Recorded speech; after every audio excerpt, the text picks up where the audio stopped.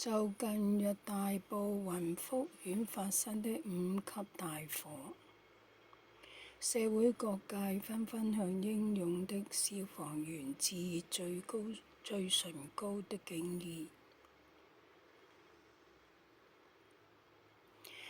以下是相關的致敬與悼念活動摘要。官方致敬。行政長官李家超代表政府感謝各界支持，並向消防員及其他救援人員致敬。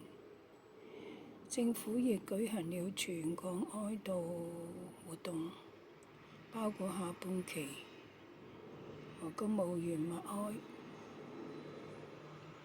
市民悼念許多香港人自發前往火災現場，對開的公園獻花，形成一片花海，以表達對罹難者及消防員的深切哀悼。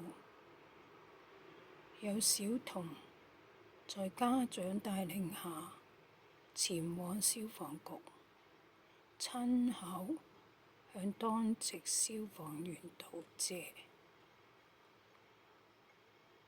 同抱與家屬哀悼。殉職消防員何偉豪的家屬及同袍在頭七當天到場路祭，場面肅穆哀傷。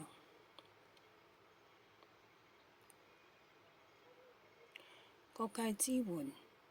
社會各界透過不同形式表達支持，包括廣東消防製作歌曲影片致敬香港同袍，願他們平安凱旋。多個消防處、工會為何偉豪的家人發起募捐。是次大火中，一名37歲的英勇消防員何偉豪不幸殉職。